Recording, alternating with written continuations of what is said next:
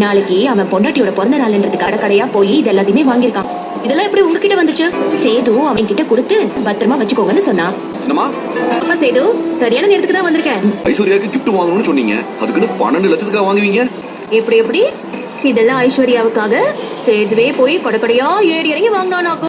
ஐஸ்வர்யா பிறந்த நாளைக்கு கிஃப்ட் வாங்கணும்னு சேது மண்டையை கழுவி சேது சுத்தியும் தங்கச்சிக்காரியும் காடை கொண்டு போய் 12 லட்ச ரூபா ஜாமான் வாங்கிட்டு வந்து அதை அலப்பறை பண்ணணும்னு கொண்டாந்து தாமரை அம்மாவை கூப்பிட்டு வெறுப்பேத்துறதுக்காக எடுத்து காமிச்சிட்டு இருக்கும்போது அந்த நேரம் பார்த்து சேது வந்துடுறான். என்ன சித்தி 12 லட்ச ரூபாய்க்கு வாங்கிருக்கீங்க, அப்படி என்னத்து தான் வாங்கினீங்க அப்படின்னு போட்டு உடைச்சிட்றான். சித்திக்காரிக்கு அப்படியே ஒன்றுமே ஓடல, இப்படி நம்மளை மாட்டி விட்டானே அப்படின்னு இழிக்கிறான். அது வந்து அப்படிங்கிறா. சரி பரவாயில்ல அப்படின்னு சேது போயிடுறான். சேது வாங்கிட்டு போனதுமே தாமரை ஐயும் வச்சு நல்லா வாங்குன்னு வாங்கி விட்டுறாளுங்க. சேது எதை வாங்க சொன்னான்னு சொன்னீங்க? இதெல்லாம் சேது ரூம்லாம் இருக்கணும் உங்கள்கிட்ட இருக்கு அப்படிங்கும்போது இல்லை சர்ப்ரைஸாக இருக்கட்டும் எங்களை வச்சுக்க சொன்னான். அப்புறம் அது இல்லாமல் என்னமோ சேதே வாங்கினா நீங்கள் தான் வாங்கிட்டு வந்துருக்கீங்க, அதை மறந்துட்டு சொல்கிறான் அப்படின்னு சொல்லி அசிங்கப்பட்டுறாளுங்க.